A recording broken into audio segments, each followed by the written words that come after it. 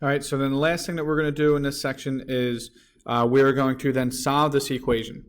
All right, we're going to use a quadratic formula for this, which remember it's negative b plus or minus the square root of b squared minus 4ac all over top of 2a. All right, it's already written in standard form first, so we need to identify our a, our b, and our c.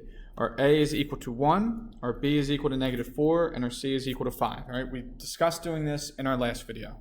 And then we substitute it in. So it's negative b, so it's negative of negative 4, plus or minus the square root of negative 4 squared, minus 4 times a, which is 1, times c, which is 5, all over top of 2 times a, or 2 times 1.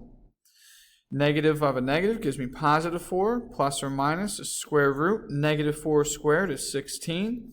Negative 4 times 1 is negative 4, times 5 is negative 20, all over top of 2.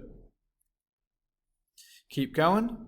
So we get 4 plus or minus the square root of negative 4 divided by 2. All right, now, in last section, this is where we stopped. We couldn't solve this anymore. All right, now that we have learned complex numbers, we can keep going. So we can take the square root of negative 4 now. So it's 4 plus or minus the square root of negative 1 times 4 divided by 2.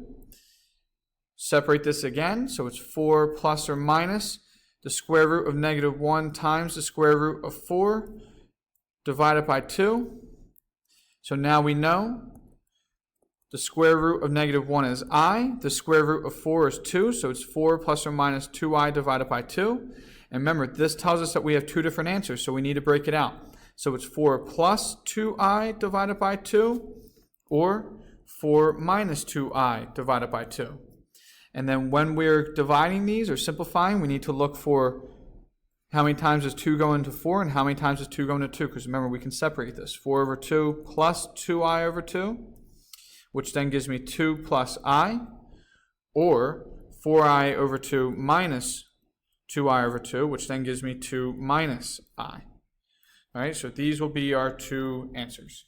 All right, so now we are able to take what we learned in the last section and apply the imaginary numbers. And finally, this is the last video of the section. I know it's a lot of videos, but I tried to keep them as short as possible for each one.